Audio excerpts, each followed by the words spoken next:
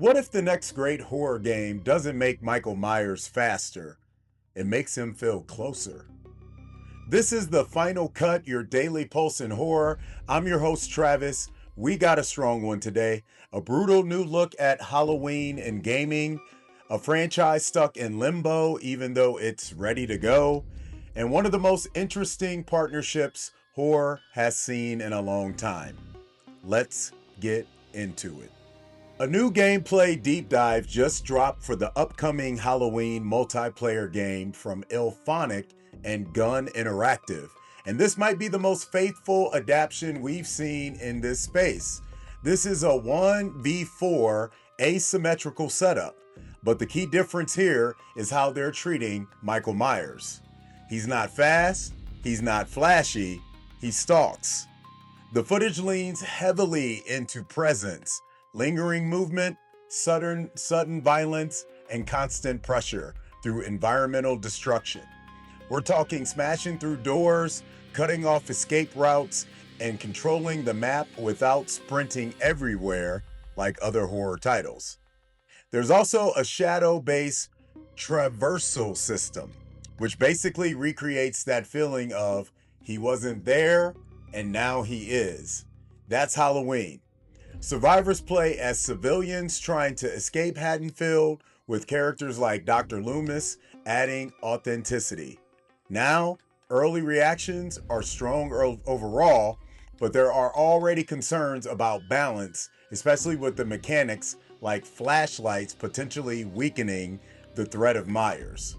Still, if this holds up, this could be a major player in multiplayer horror. So here's the question. Do you want your horror games to feel balanced, or do you want them to feel unfair like the movies? You can also play as Michael too, but let me know your answers in the comments ahead. Quick shout out to the sponsors supporting the Final Cut.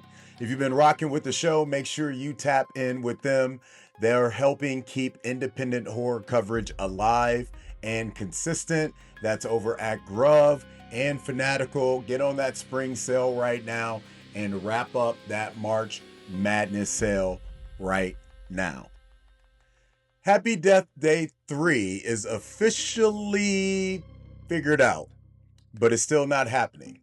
In a new interview with Variety, Jessica Roth confirmed that the story for the third film is already in place. So creatively, they're ready. But from a studio standpoint, it's stuck. And this is where things get real about how horror actually works behind the scenes. The first Happy Death Day hit. It was smart, simple, and worked. The sequel, Happy Death Day 2, To You, went bigger, leaned harder into sci-fi, expanded the concept, and didn't match the box office momentum. And that's the difference. In today's landscape, especially for mid-budget horror, you don't just need a good idea, you need growth. Right now, the franchise is sitting in that in-between space, not canceled, but not moving. And the wild part, still works on streaming, still has fans, and the concept is flexible enough to pivot again. So the real question beckons, should horror franchises scale back after a sequel, or keep pushing bigger even if it risks losing momentum?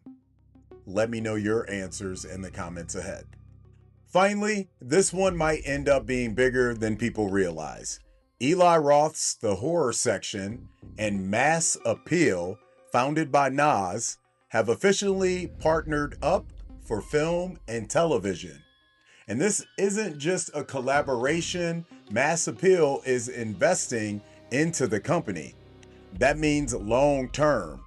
The first project under this partnership is Ice Cream Man, a summer town horror story where something being served to kids is not what it seems. Classic setup, but the real story here is the alignment.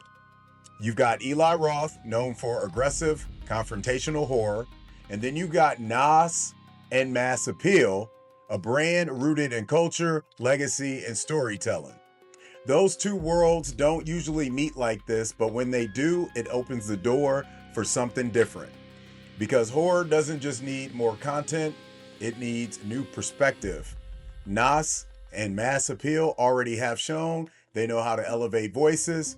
If that energy translates into horror, watch out. This could totally shift how stories get told in the genre. Big shout out to Nas on this.